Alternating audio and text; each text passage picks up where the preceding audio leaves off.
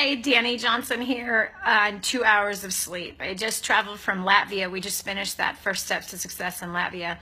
And I went from Latvia to Istanbul, Turkey, a great, beautiful place. And it was cold. I had to put my gigantic parka on, which I stowed away because I thought, okay, it's the last time I'll be cold in Latvia. I'm heading towards the south. I'm heading towards the warm weather. Nope, Turkey was really cold last night. Had a 6.5 hour flight from Istanbul, Turkey to Mumbai. Managed to get about 2 hours of sleep on that flight, and that was about it. And then, Mumbai, gorgeous airport. Wow, I mean, stunning. I mean, first of all, the music that they have playing in that place, it feels like you're in some spa somewhere. And then the architecture, I mean, and even the art. I mean, India is filled with this gorgeous art inside of this airport. And of course, seeing all the beautiful Indian people with all their beautiful clothing. Wow. Spent 7 hours in the Mumbai airport to catch my flight down to Coimbatore. We're almost at the very tip. We're at the bottom, very south of the southern part of India.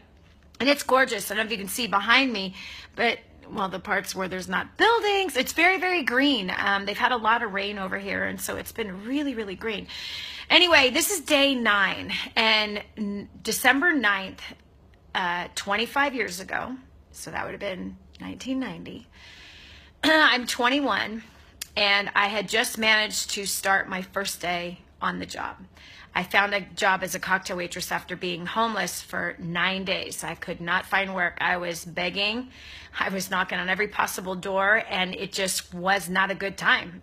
In fact, the Gulf War had hit, and a lot of people got laid off. The hotels went from a high occupancy rate to very, very low. In fact, like a 99% occupancy rate down to a 35% occupancy rate. People were being laid off left and right. And so I was not able to find work, and I had started that business a year and a half before. That business was embezzled by that wonderful millionaire who I have forgiven, and God has dealt with that man. He's dealt with him greatly. He stole from a lot of people, and he was completely shut down in America and in Canada. Cannot do business in the U.S. or in Canada ever again for the rest of his life. And that was truly the justice and the vengeance of the Lord, no question. But anyway, so December 9th here, December 7th, I had gotten the job. And then I immediately went into the hospital for a kidney infection. And I got out on the 9th and managed to make it to work that night, to start work that night. And I'm really so grateful for the manager of that bar that gave me the job. And I remember all that I learned through that experience. I actually took away a lot of things that I actually used for business moving forward. But here's what I want to tell you. Sometimes when things are just not turning around, you know what I mean? You are trying so hard to fix your situation. That's exactly where I was. 9 straight days. I am looking for work. I am looking for a way to get some money so that I can get into some kind of living, even if it's just renting somebody else's room, because it was horrible, friend. It really was. So at this point, I have had 8 solid nights sleeping either in my car or on a beach or on somebody else's couch, whoever that I could meet that would, how do you ask somebody, right? Think about that. You're homeless. How do you ask somebody, hey, can I stay the night at your place tonight? It was just awful. But what I want to tell you is if you're in that place right now where it just seems like, gosh, you've been persisting like crazy and there's just not a door that's opening, and that everything is falling apart, right? You're looking for that solution, right? You feel like you already went through the big, bad spot, and you found a solution, or you think you find a solution, and in my case it was like find a job, and yet I'm not finding one. I want you to tell you to persist and be open. You see, I was so embarrassed, friend. I was so embarrassed to have to get a job, especially after having a business. I was humiliated, especially after making the kind of money that I had made in that business that year before. I was so humiliated. I was so embarrassed, and I really had to humble myself. I really did. And sometimes that's what we have to do.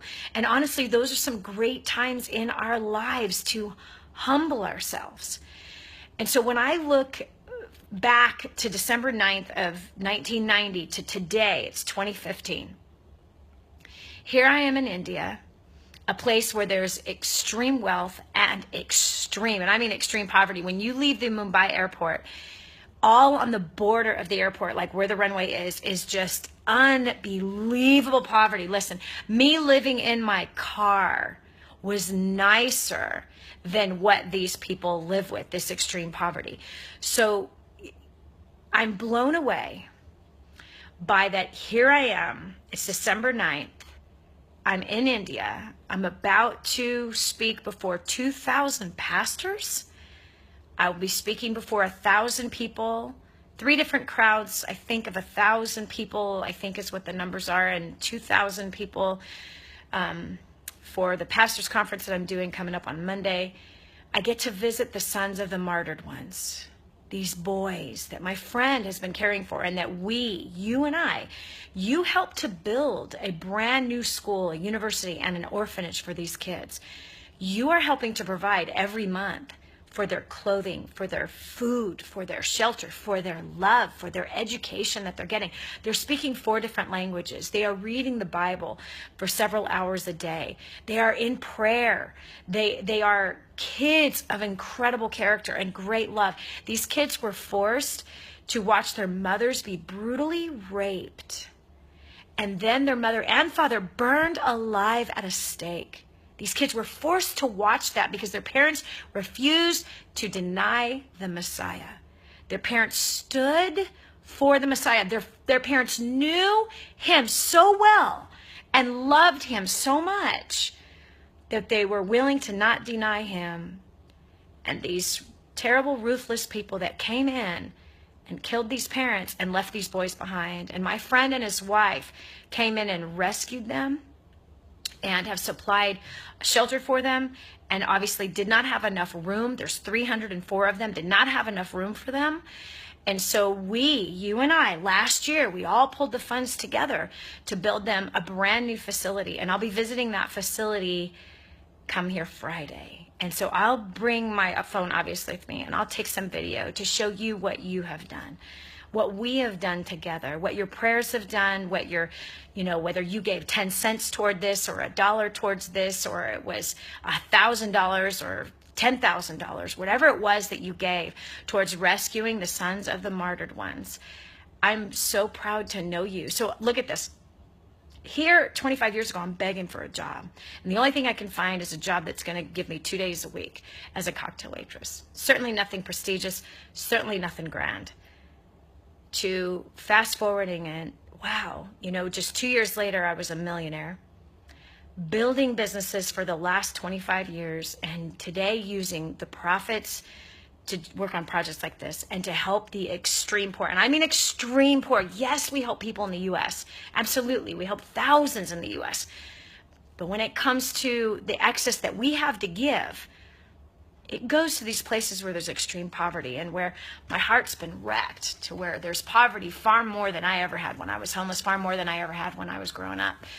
And so I want this message today to resonate with you, that what you're feeling right now, whether you're working so hard to make the change and it doesn't seem like it's going to happen, I promise you a door is about to open. And it might not be the door that you want to open, but you need to walk through it, because it leads to something else. One thing leads to another, that leads to another, that leads to another. You see, it was out of my cocktail waitressing job that took a little bit of financial pressure off of me. And then I started another business because I had that financial pressure off of me. My expenses were super low. And this other business that I started, it didn't matter if it made me a lot of money fast or not. It turned out that I was losing money by actually going to work. And so that's eventually, a few months into it, I ended up quitting my job. And then here I was, still only working my business part-time, and made $250,000 that very first year.